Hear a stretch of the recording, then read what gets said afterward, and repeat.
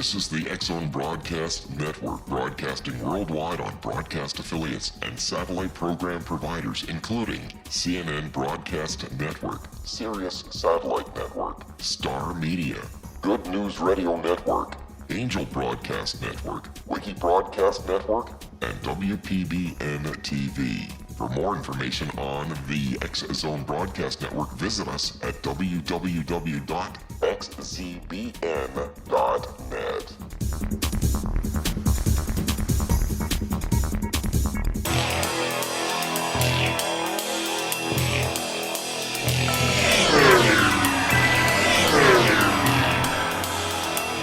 This is A Different Perspective with Kevin Randle. A retired U.S. Lieutenant Colonel, Kevin Randle has been studying UFOs for nearly 50 years. Kevin has investigated some of the most famous UFO cases in the world and has been consulted for dozens of documentaries about UFOs. Considered one of the leading experts into the Roswell UFO crash of 1947, Kevin has written more than 25 books about UFOs, including the recently published Roswell in the 21st Century. Now, here is the host of A Different Perspective, Kevin Randle.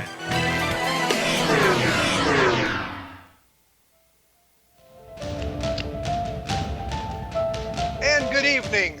I am back with A Different Perspective. I truly am Kevin Randle. I'll be joined in just a moment by Robert Powell. We'll be talking about the Scientific Coalition for Ufology. So it's something new and different, and I think will be of interest to everybody. Robert Powell was born in Rochelle, France in 1953 and moved to the U.S. when he was but 3 years old. He has a B.S. in chemistry and is a former collegiate debater.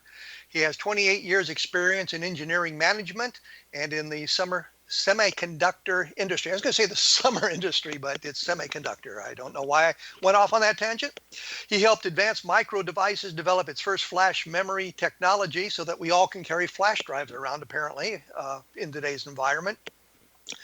And these were the flash cards that are used for cameras, PCs, video cameras, and all these other products. His experience includes managing a state-of-the-art chemistry laboratory and managing a research and development group that worked on nanotechnology using atomic force microscopes, near-field optic microscopy, and other techniques.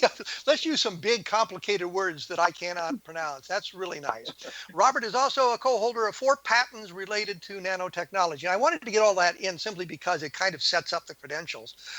Robert has been the director of research for the Mutual UFO Network and was, I believe this is true, was the head of MUFON's Science Review Board. And I say was because I don't think he holds those positions. We'll find out in a moment about that. He is also a member of the Society for Scientific Exploration, the UFODATA Project, the Scientific Coalition for Ufology, which we'll be getting into in depth here in a minute, and the National Space Society. He enjoys researching, writing, and making presentations related to UFOs phenomena. He lives in Austin, Texas, so he has my condolences on that. Robert, welcome. Thank you, Kevin. That's pretty good. My understanding was you have retired from MUFON now? Yeah, well, I resigned my position as the director of research and as the head of the Science Review Board. I still have a membership there, but I'm not holding any positions. And was that just because it had become too much work to do, and you wanted to retire, or were there any other reasons you did that? Well, I was the director of research for MUFON for 10 years, and I created the Science Review Board there in 2012. So my goal had always been to advance science within MUFON, so I did the best that I could in that area during my 10 years. And, as time wore on, I felt that I had done all that I could and decided that I wanted to move on, spend my time on other activities. And of course, one of those was working on helping in the creation of the Scientific Coalition for Ufology. Did the symposium program have anything to do with inspiring you to move on? Yes, you might say that was the straw that broke the camel's back. I mean, I'm pretty conservative on the topic of the UFO phenomenon, and so it was difficult for me to support a secret U.S. space program theme, which was what the theme was for 2017. And since I felt that was the direction, the organization would continue to move, I just decided that my time could be spent best elsewhere. So you moved on from those organizations and into other arenas. Right. Okay. And I just wanted to get that out of the way up front before we get into the Scientific Coalition for Ufology, which we'll do in just a moment here. We're going to have to take a break quickly. For those of you who are interested, those of you who want to know, I always post to my blog at www.kevinrandle.blogspot.com additional information and some links that might be of interest. And in this case, the link would be to the explorescu.org, which would be the website or the homepage for the Scientific Coalition for Ufology, so you can take a look at what is going on there. And to mention, of course, Roswell in the 21st century, which I think is of a dispassionate look at the Roswell cases that exist today and that sort of thing. And of course, take a look at the other fine programs on the X Zone Broadcast Network as well. And I think there's things that'll be of interest to everybody there. So take a look at that stuff and scroll down and see what you can find out. And for those of you who are interested, we will be back just after this, so stick around.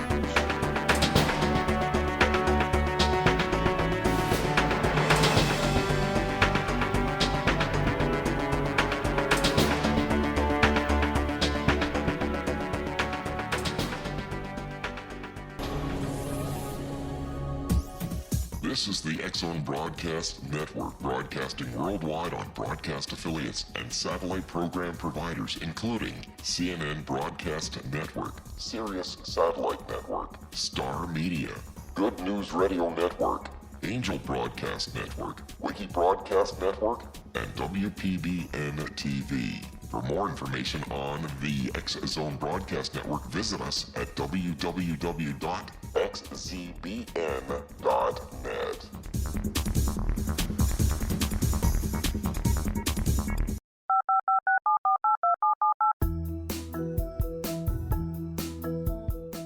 Did you know that when you're on the road with limited data or Wi-Fi, you can still listen to the X Zone Radio Show with Rob McConnell, The Science of Magic with Gwilda Wiyaka, X-1, Dimension X, Space Patrol, and every minute of the X Zone Broadcast Network by calling 213-401-0080, courtesy of Audio Now.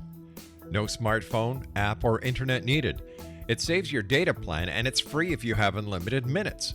Call 213-401-0080 to listen on any phone, anytime, anywhere. Remember 213-401-0080 for the best of the paranormal, parapsychology, and sci-fi radio programming anywhere, 24/7, 365.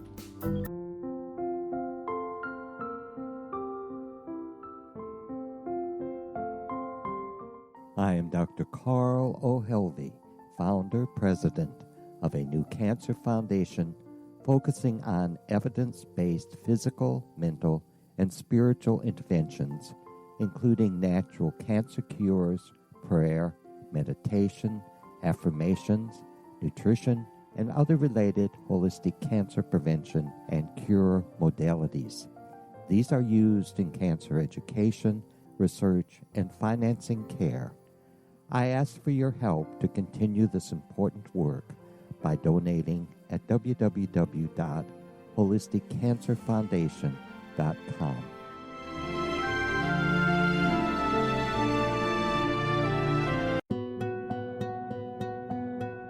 Is it science or is it magic?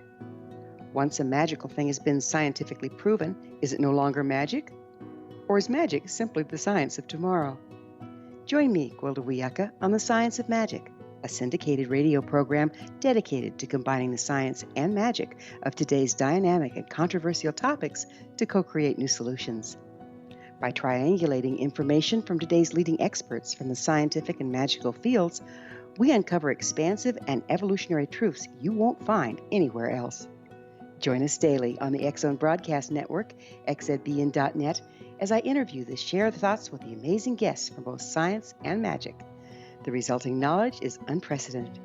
As a gift to you, the listener, past episodes can be accessed on our website free of charge at thescienceofmagic.net.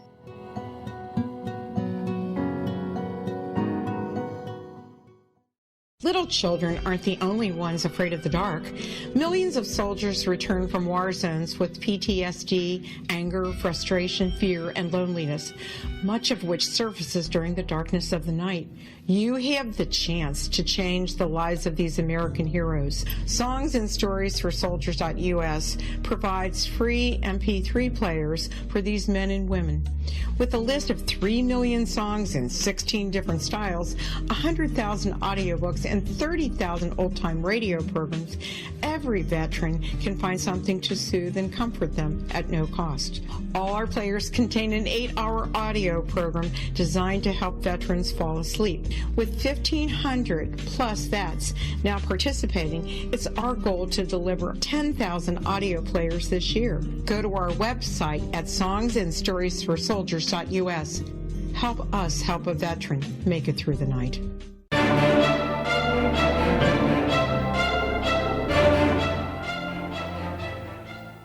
As I promised, I have returned. I'm joined by Robert Powell, who hasn't said a whole lot yet, but that's mostly my fault. And as we were going to break there, my clock faded out on me, so I kind of lost my train of thought, so I meandered into the break. So you'll just have to excuse that because these things happen.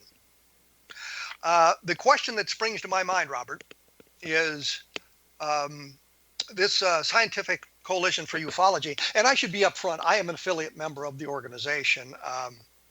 So it's not that I was unaware of these things going on in the background, and I sort of have a rooting interest in the organization as well. So I wanted to do that in the interest of full disclosure and transparency. How long has this idea for the Scientific Coalition been bubbling around in the background? Well, in terms of the idea for creating an organization, not that long, probably June or July of this year. It may have been bubbling in the background of my head for maybe 6 months longer than that. And we began creating the organization in August of this year. So it's brand new, in essence.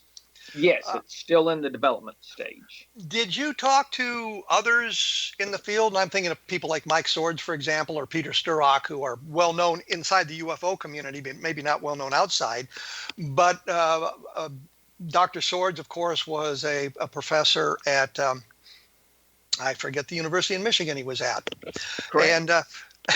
And Dr. Sturrock is also a scientist. They've been, I guess, advocating for an upgrade in the quality of research in ufology. Were you in consultation with them about this and talked to them, or were there other people you talked to about getting the organization rolling?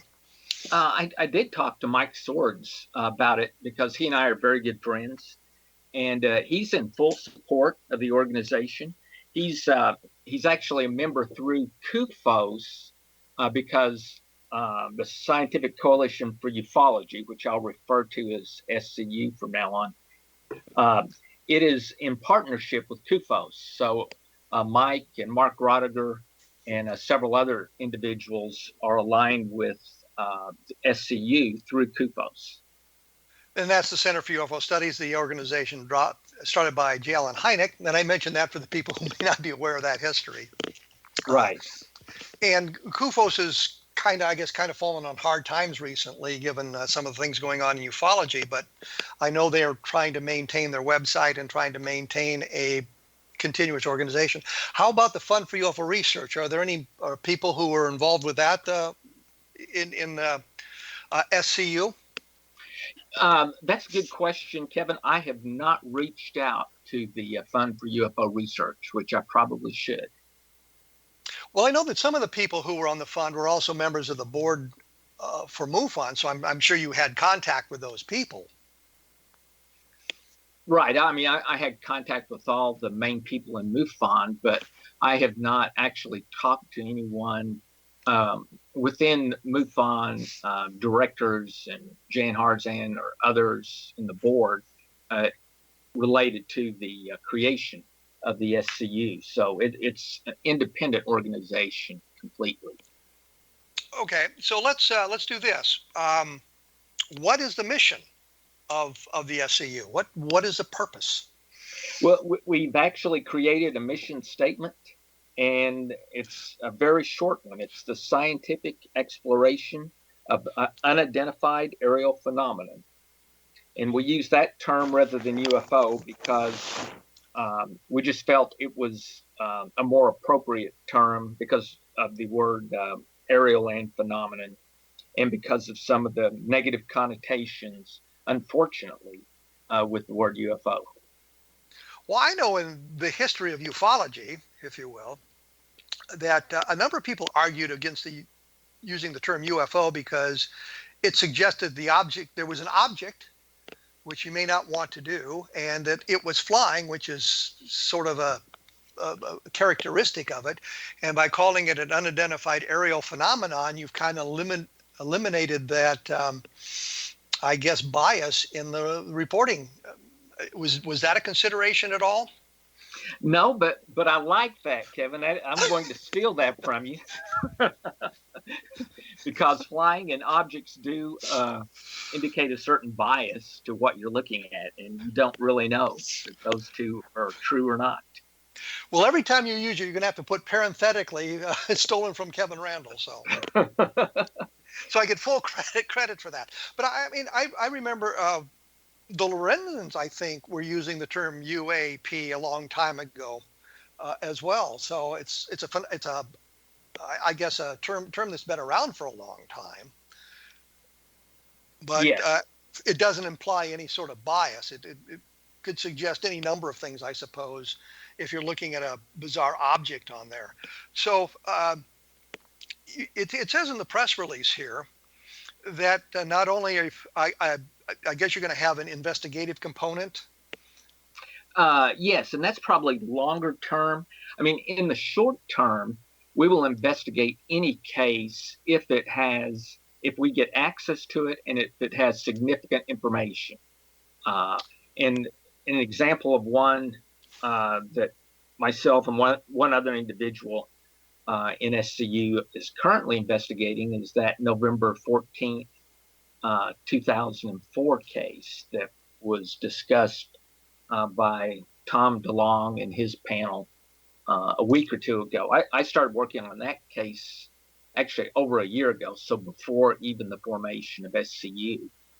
Give us the background of that 2004 case, because I'm not sure everybody's going to be familiar with it. I, of course, by looking at what DeLong was doing and all of that, I'm now familiar with the case. But give us a little background on that case. Okay, I first heard about the case in the middle of 2016.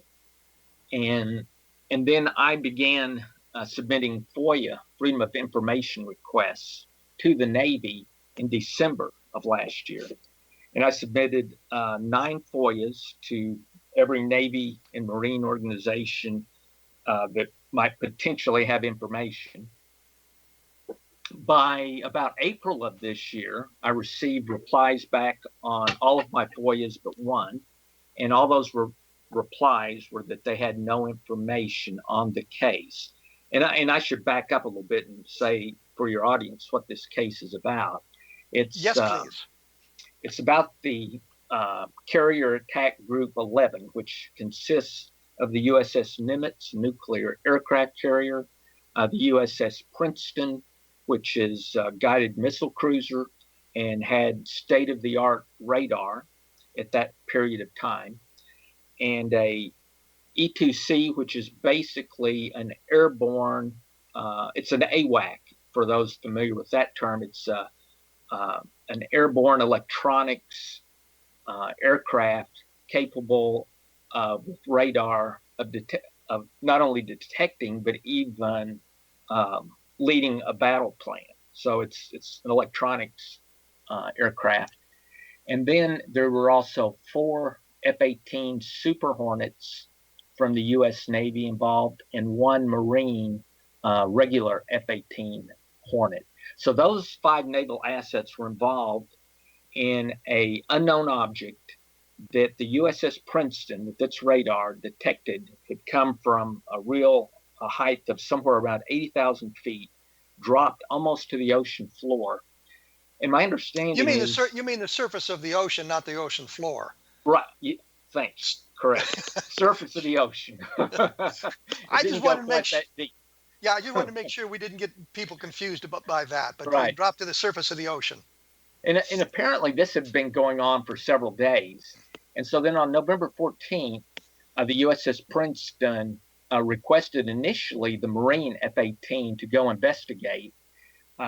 He took off, and then they requested 2 F-18s from the USS Nimitz. And so once those aircraft were in the air, they called the Marine F-18 off, off that target.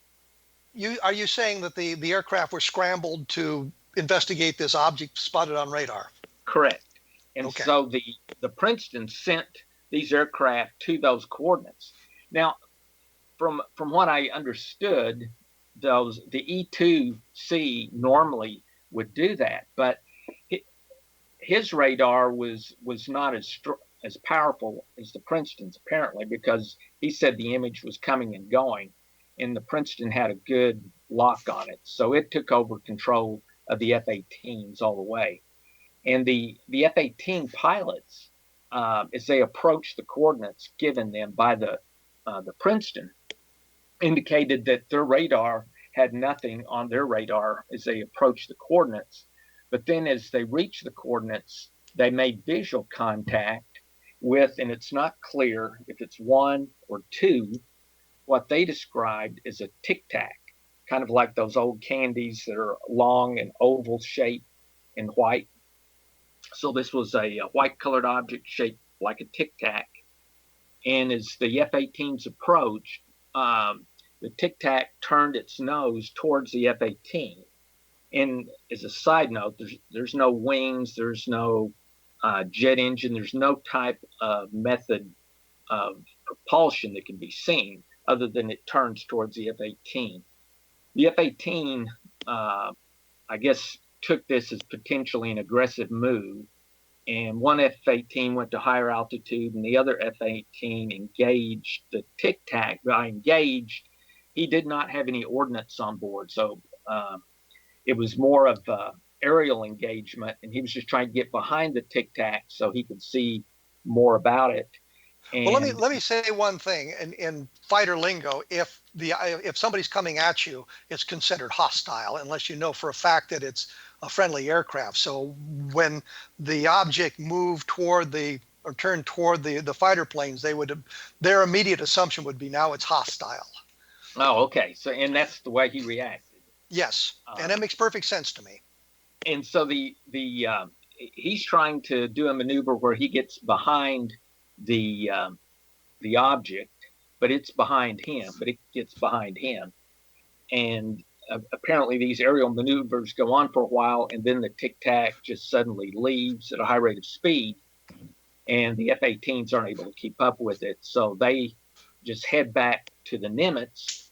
They're on the way back when the Princeton radios them again and says, and the term, and you may be familiar with this one, Kevin, is CAP, which when I looked it up means, I guess, the location where the Princeton had originally sent them to.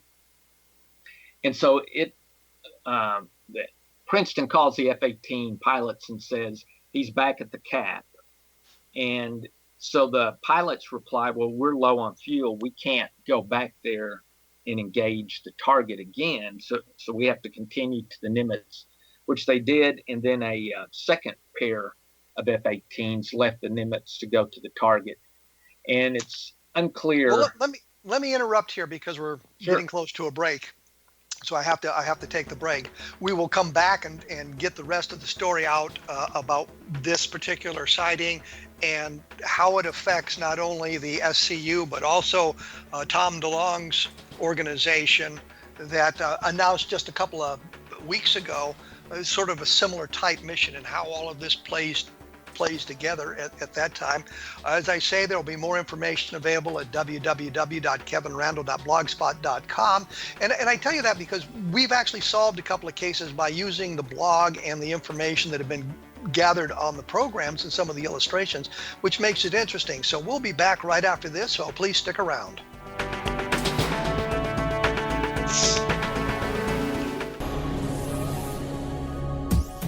This is the X-Zone Broadcast Network, broadcasting worldwide on broadcast affiliates and satellite program providers, including CNN Broadcast Network, Sirius Satellite Network, Star Media, Good News Radio Network, Angel Broadcast Network, Wiki Broadcast Network, and WPBN TV. For more information on the X-Zone Broadcast Network, visit us at www.xzbn.net.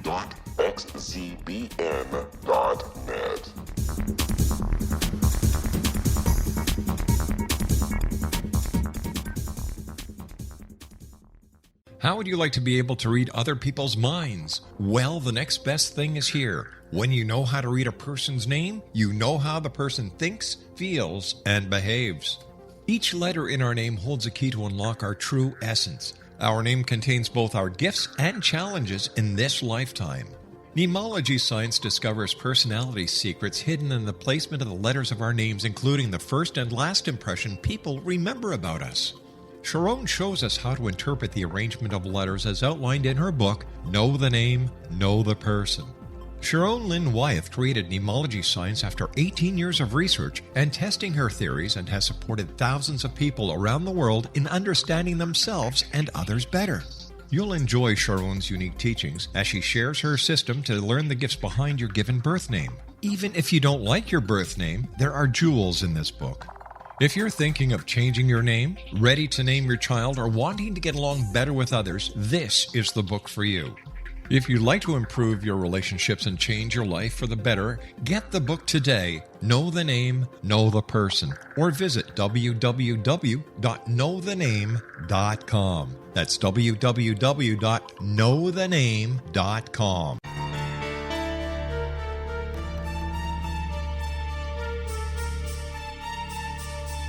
Hello, I'm Justina Marsh, and with my dad Pete, we are going to present a new show called Too Good to Be True. Together, we are aiming to discover more truths about this world and beyond. Do you have unanswered questions about the world? Do you ever wonder about aliens, conspiracy theories, or the universe?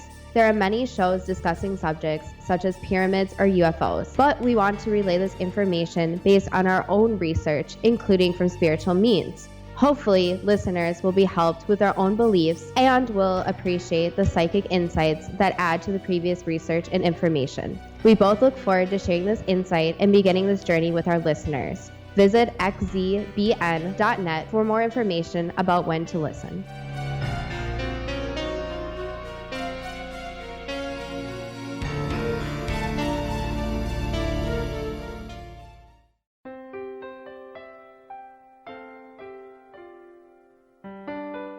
Ancient prophecies, legends, and current events indicate we're entering a high-frequency era supporting enlightenment.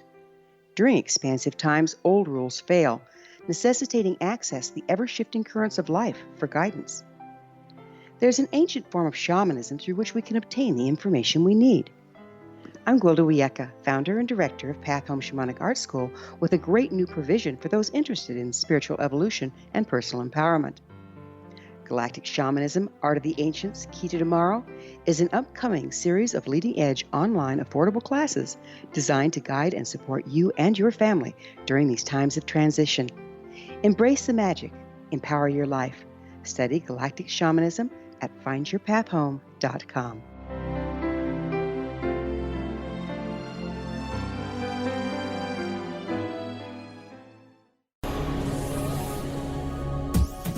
This is the X-Zone Broadcast Network, broadcasting worldwide on broadcast affiliates and satellite program providers, including CNN Broadcast Network, Sirius Satellite Network, Star Media, Good News Radio Network, Angel Broadcast Network, Wiki Broadcast Network, and WPBN TV. For more information on the X-Zone Broadcast Network, visit us at www.xzbn.net.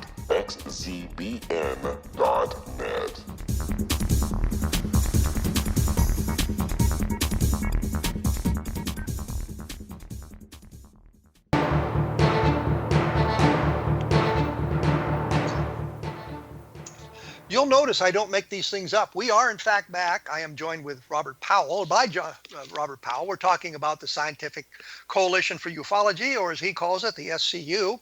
When we went away, we were talking about the Nimitz launching aircraft to investigate some kind of an aerial phenomenon that looked like a tic-tac. So we had just gotten to that point where two of the fighters had broken off the intercept, and we'd sent two more fighters up to take a look around and take it from there. Okay, so two more F-18s leave the Nimitz to engage the target. Now, what happened there is not clear because I don't have any information exactly, other than we know that a video was taken. It's not clear if the video was taken by the first two F-18s or the second two F-18s that engaged the target. I think it was the second pair that took the video, but that's not for certain. So the reason this case struck a chord with me was when I found out about the case, I was told by an individual who I can't mention, and I Googled and found this case on a Navy blog site. So what was nice was, number one, it wasn't on some UFO site. It was on an actual naval blog site. And this guy writes about Navy things, not UFOs. This is the only UFO case he wrote about. And he wrote it with military type language, which for me was a positive that gave more credence to the case. So that's what got me to investigate it using Freedom of Information requests. So now that your listeners have a feel for what happened, I'd also told you that I've submitted these FOIAs. All 9 FOIAs, the response that came back from the Navy was, we have no information responsive to your request. So then I appealed the first FOIA, and the Navy's reply back was, as long as we do sufficient, this came from the Navy JAG group, which is their basically their attorneys. And so they quote court case that as long as they do a reasonable job of looking for information, that's all that's required.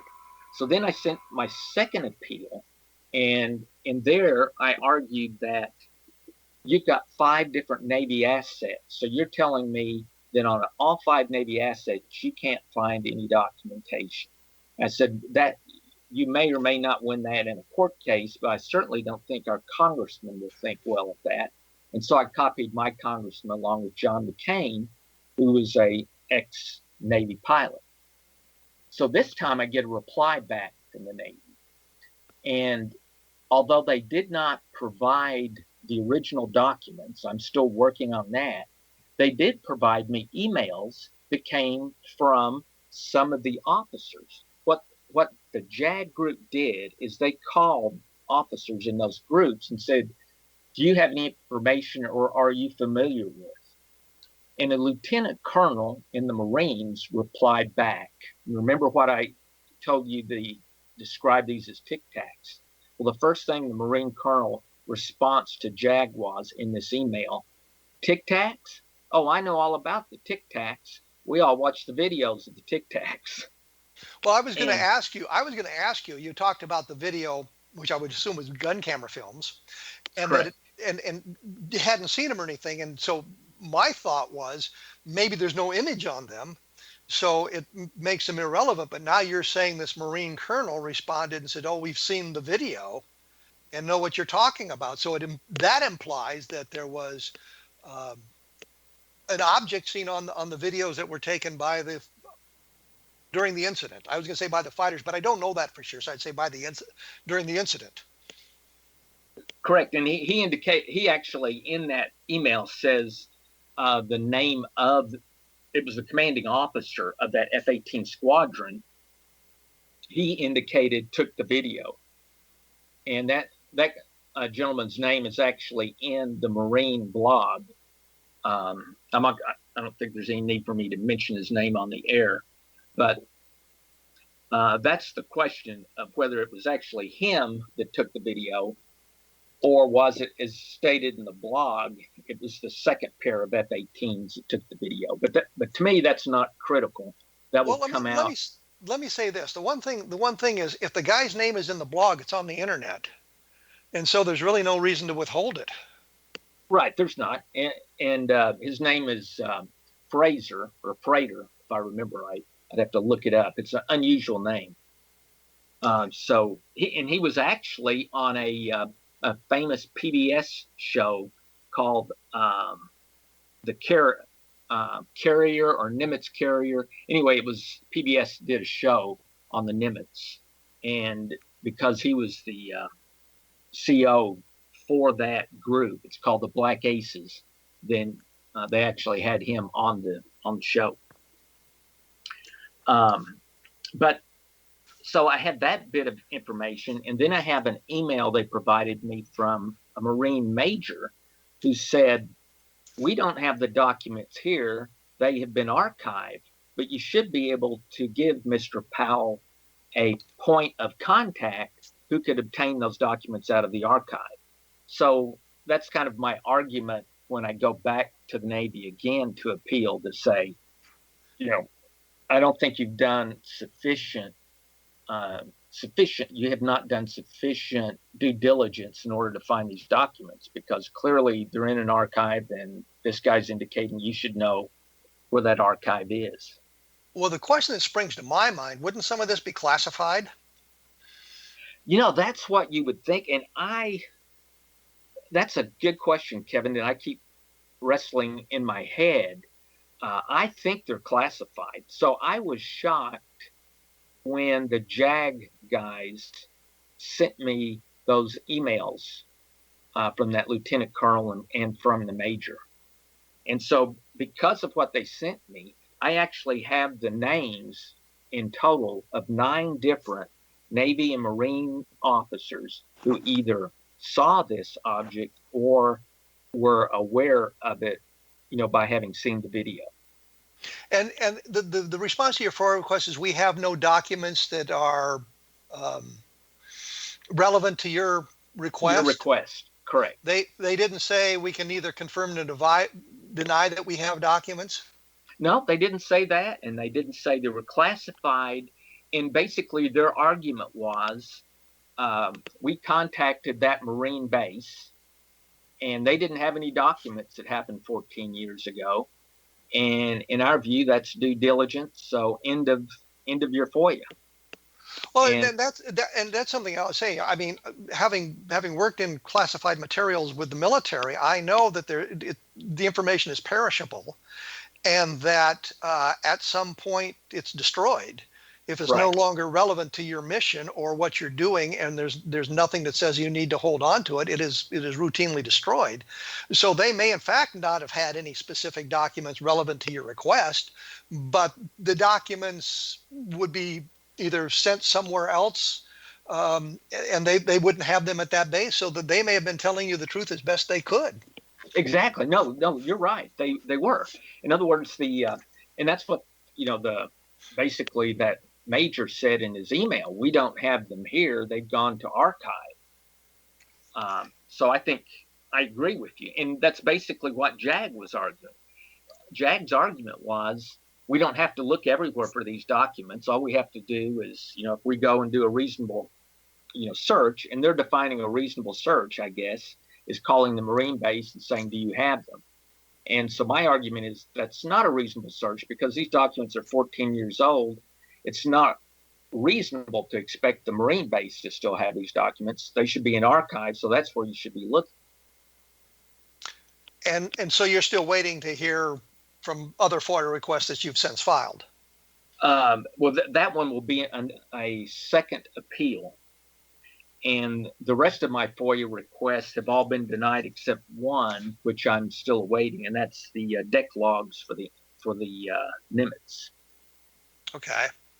And that should have information about it. The deck logs supposedly would have the information. I've done the same thing, looking for the deck logs from ships that are involved in UFO sightings to see what that document says compared to what some of the other people who were supposedly on the ship and that sort of thing said. So compare the stories. I wrap this up this way quickly like that because it's an ongoing investigation. It seems to be an interesting one. It was brought up by Tom DeLonge in his announcement, and I was kind of wondering about that. I mean, you've just announced the SCU, and we've got Tom DeLonge and his organization. Have you been in contact with them, or is there any kind of communication between the two of you? Are the missions sort of the same? There's some similarities, I think, to our mission. I know two of the individuals well on Tom's panel. One is Chris Mellon, and the other is Hal Puthoff. I have not talked to Hal since they launched that organization, but I have talked to Chris. And one of the things that I'm wanting to do with the investigation of this case aligns with something Chris wants to do, which is basically to get a large number of individuals to petition their congressman to basically request that the Senate Armed Services Committee ask for a debriefing from the Navy on this particular incident. And in the debriefing, they can do that behind closed doors. So if there's any classified information, that can be controlled.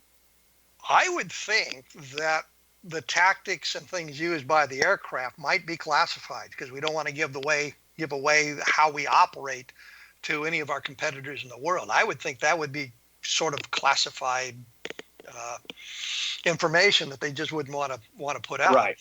The question that springs to my mind, though, DeLonge's organization seems to have a component that is based in fiction, and they talked about that, an entertainment component, I suppose. Does that kind of undermine the credibility of the organization that they're moving into a fiction arena?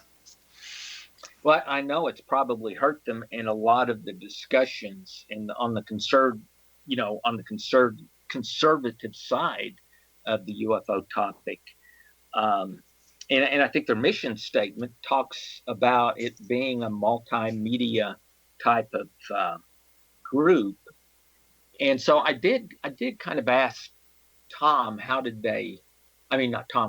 Chris Mellon, how did they all I was going to say, get do you know Tom DeLonge, and what's his No, phone I don't. I meant to say Chris. So I talked to Chris about that. And the best I could get out of what his answer was that it seems like Tom was more of a catalyst. And I think a lot of what attracted the other guys was the other individuals. I mean, their whole group. And Tom seems to be the person who happened to, bring them together. And my view is because, one of their objectives is to prove that UFOs are real. Well, I think one of the problems I have, and I'm going to have to take a break here in a moment, is this entertainment aspect of it, and some of the things they've done in the past seem to undermine their credibility, and they may not have the scientific base that we would want to have. I looked at this when all this came out, and of course there's an entry on my blog at www.kevinrandle.blogspot.com. Notice how cleverly I sandwiched that in there. For those of you who are interested in the Scientific Coalition for Ufology, as I say, the homepage is explorescu.org, and you might want to take a look at that to learn a little bit more about it. I'll put more stuff up about this in the next couple of days. The other thing I always try to mention, or should try to mention, the book Encounter in the Desert, which is looking at the Socorro UFO sighting some 50 years after the event, is now available. You might want to take a look at that to see what happened there. We've talked about that in the past. I will return with Robert Powell in just a moment, so stick around for the last segment.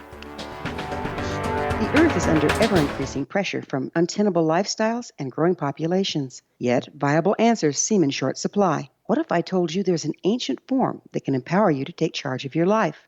What if your entire family could be enfolded and supported by life itself, Finding Safe Passage Through Challenging Times. I'm Gwilda Wiyaka, founder and director of Path Home Shamanic Art School, with great news. An upcoming series of leading-edge online affordable classes based in an ancient form of shamanism, easily learned and used by your entire family. Galactic Shamanism, Art of the Ancients, Key to Tomorrow are a series of online adult and children's lessons instructing your entire family on natural law, how to cooperate with and be supported by the powers of the universe. Visit findyourpathhome.com to find these unique and powerful classes.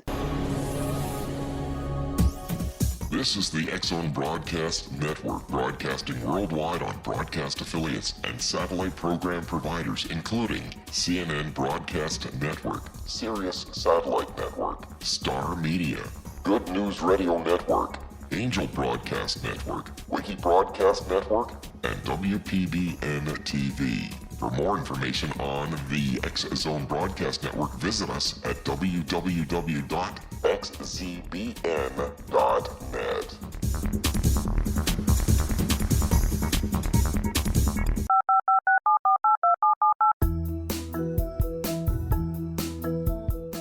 Did you know that when you're on the road with limited data or Wi-Fi, you can still listen to the X-Zone Radio Show with Rob McConnell, The Science of Magic with Gwilda Wiyaka, X-1, Dimension X, Space Patrol, and every minute of the X-Zone Broadcast Network by calling 213-401-0080, courtesy of Audio Now. No smartphone, app, or internet needed.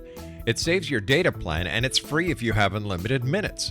Call 213-401-0080 to listen on any phone, anytime, anywhere. Remember 213-401-0080 for the best of the paranormal, parapsychology, and sci-fi radio programming anywhere, 24/7, 365.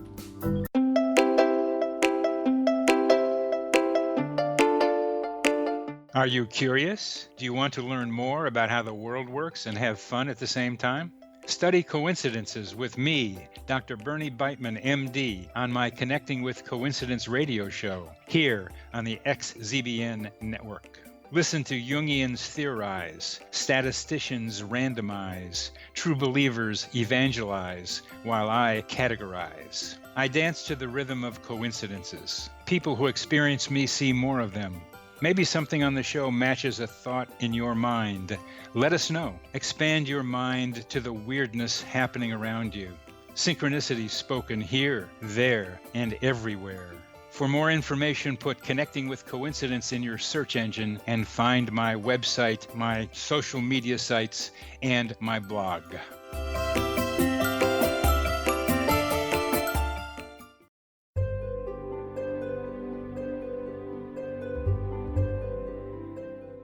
What is truth? Historically, we viewed things as either being true or false. Now, as we enter a more expansive era, we find the question is not, is it true, but rather, how true is it? I'm Gwilda Wiyaka, host of the Science of Magic Radio, a syndicated, internationally broadcast radio program dedicated to uncovering this ever-expanding truth. Join me daily on the X-Zone Broadcast Network, xzbn.net, as I interview today's leading experts from the fields of science and magic to uncover the hidden truth between the lines drawn in the sand. What we unearth in our discussions is not only amazing, but totally unprecedented. You won't want to miss a single episode. In service to our listeners, past episodes can always be found on our website with our compliments at thescienceofmagic.net.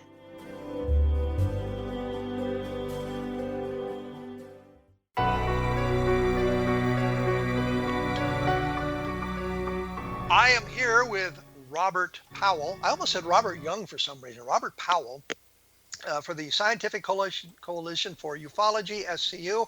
The homepage is explorescu.org, so you can take a look at that and learn some more about it. We were talking about Tom DeLonge and his organization and how it might affect the perception, I guess, of SCU. Is that going to be a problem, do you think? No, I don't think it will affect the perception of SCU in any way. In terms of DeLonge's organization, I'm personally willing to give them some time to just see what they're able to provide. I mean, if they can provide proof that the UFO phenomenon is real, I'm all for it. Now, if you ask me to bet today, will they be able to do that? I'm not sure how I would place my wagers, but I'm willing to wait a reasonable period of time. Well, let me get really nasty here and ask a basic question. We fell down here. Um, hasn't this kind of been done before? Wasn't sort of the original mission of MUFON to do this, and wasn't that kind of what NICAP was going to do, and kind of what APRA was going to do, and kind of what CUFOS was going to do? How is this going to be different? I think that was always probably an objective of those organizations. I think maybe the difference in this group is the statements by the guy from the DOD and the guy from Skunk Works, who indicated they had video and information that they could release from the government that would establish UFOs. When you say the DOD guy, are you talking about Rich Hoffman? No. I'm sorry. I was talking about DeLong's group. Oh, DeLong's group. Okay. I'm sorry, I misunderstood, Kevin. Were you talking about the SCU or? Yes. I was wondering. The mission of the SCU sounds to me, and I mean, all for it. It's a great idea, but it seems to be that has been tried before, and it seems to always get lost in other things. Okay. There's a little difference in the SCU. The goal being, because it's a more science-driven organization with the membership being most scientists, which is similar to the way CUFOS started off, right? Is we're trying to create an organization that other scientists can join and study the phenomena. Now, I don't think we can say that we are necessarily going to prove that UFOs are real. And let me qualify that. In my personal opinion, I already believe that the UFO phenomenon is a physical phenomenon and is intelligently controlled. But you can't get that information from one single case. You get that by studying a broad history and a large number of cases to get to the conclusion I got to. Let me interrupt here because I'm getting short on time, and there's one thing I wanted to kind of cover. Sure. I think one of the things you want to do is set up a peer review, which Correct. in scientific arenas, if you submit an article to a scientific journal, there is a group of your peers, other scientists who are, I guess, trained in that discipline to review the article to make sure it makes scientific sense. That's one of the missions of SCU, isn't it? To set up a good, solid peer review? Yes, that's one of our missions. There would be, for example, if someone submits a review on a particular case or a particular topic or subject, what we will do is we'll put together a panel of 4 to 5 individuals who will do a peer review of that paper.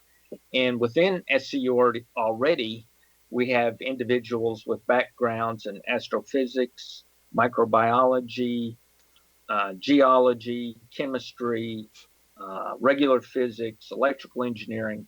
And so we will have someone in all of the basic sciences, and in most cases, more than one person. Well, the other thing that with the Nimitz story that we were talking about here ago, wouldn't it be good to have a military officer review if there is a paper submitted that dealt with that subject, a military officer to understand how the military would have operated in that environment? Wouldn't that be an important person to have on the peer review? Oh, yeah, absolutely. So someone such as yourself, or one of the other 1 or 2 officers, guys on the SCU that have military officer experience. And I think you were a pilot, right? So I was a helicopter pilot, so it's not quite the same as being a fighter pilot, but some of the things overlap. We're dealing with flying around in the sky. But I was just thinking that there are subtleties in the military that may not be completely understood by those who have not served in the military or people in the civilian world, that a military officer might see and suggest, well, this is why this happened this way, as opposed to some other thing going on. Right. And like, for example, the guy that I'm working with on this particular case was a captain in the Navy. And so he gives me, he can give me some ideas on, what to look for and where to go. But then once we finally complete this case, then, the peer review should have other individuals on the peer review team that were not involved in the original investigation. Well, I would think a radar expert would be important too, to talk to you about maybe the capabilities of the radar systems that we have today as opposed to what we had 25 or 30 years ago, and how they might be much more accurate and much more precise and have a much better discrimination than what we were dealing with in the past. And that would lead to some conclusions about what might have precipitated the event. There were visual sightings of this object, if I'm correct? Visual sightings? Yes, that is correct. That's actually the first way that the F-18 pilots saw the object, was visually. I mentioned that because it wasn't really clear that there was visual sightings, even though we have video of the things. I want to make sure that people had seen it as well. Yeah, and that's where they got that term Tic Tac. To them, it looked like 1 to 2 Tic Tacs that were just sitting in the sky. So there is a mechanism for peer review. Is there going to be a publication associated with the organization, or are they looking to publish in other scientific journals? Yes, we will want to publish in other scientific journals, and any case that we peer review. And I might add, when we peer review something, it does not necessarily need to have been created by an SCU member. It could have been created by someone else who comes to the SCU. But at any rate, once we approve an article, then we will post it on our website. So there is a mechanism for publication as well. Yes. So that we can, and can people suggest topics maybe that, I would like to see somebody do something on the Mantell case, consolidate that information. Can people do that as well Absolutely. We actually have, an SCU Facebook site where we have these type of discussions. And one of the things, for example, that I know one of the guys wants to discuss is identifying, for example, the top from 1947 to the modern era, and to basically have those cases reviewed by the entire SCU membership. And I think that's an excellent idea. I just wonder if you can get a consensus on the top 20 cases. Well, I think the way he's looking at it is there would be a ranking and rating, and then he's going to use statistics to, and then he'll publish all this as to how he did it, and then use statistics to rank them. Robert, we're running close to the end of the program here. So I want to thank you for taking your time to give us a little bit of information on the SCU, give us some information on the Nimitz carrier group sighting and what's going on. And I guess the world of the UAP, we're going to have to adjust our thinking into the world of the UAP. We can still call it UFOs. I prefer flying saucer, because then we know we're talking about alien spacecraft as opposed to something unidentified in the air. That's just me. The website is explorescu.org. I will have more information about that. And Robert mentioned a Facebook page. I will try to get a link up to that on my blog, so that'll be easy for people to find. But as I say, also it's explorescu.org. My blog is www.kevinrandle.blogspot.com. And the latest book that I have done is called Encounter in the Desert. And I always want to say Contact in the Desert, because I didn't invent the name of the book, but Encounter in the Desert, and it deals with the Lonnie Zamora sighting, which might be one of the top 20 cases that the SCU might want to take a look at. because I've done an awful lot of research and discovered some information that wasn't available, or was available but hasn't really been talked about. And one of the things that kind of excites me is the fact that we've always thought of the Zamora case as single witness. And by going through the documentation in the Project Blue Book files, we found references to 3 people who'd called the police about seeing something in the sky minutes before Zamora called in and said that he had seen the thing landed on the ground and get somebody out there to assist him. So I think that's an important thing to do. As I say, the book is Encounters in the Desert. It deals with the Lonnie Zamora sighting. It's available now at Amazon.com. Take a look at it. Rate it. It always helps if you give a review and rate the book if you like it, especially if you like it. Next week, I'm going to delve into the Billy Meyer quagmire, which is, I guess, a good term for it. Starting off with a look at some of the people who don't believe Billy Meyer, and we will culminate in the next couple of weeks with one of the supporters of the Billy Meyer case, see what's going on. As always, take a look at the other fine programs at the X Zone Broadcast Network, xzbn.net. I will be back in 167 hours. Thanks for listening.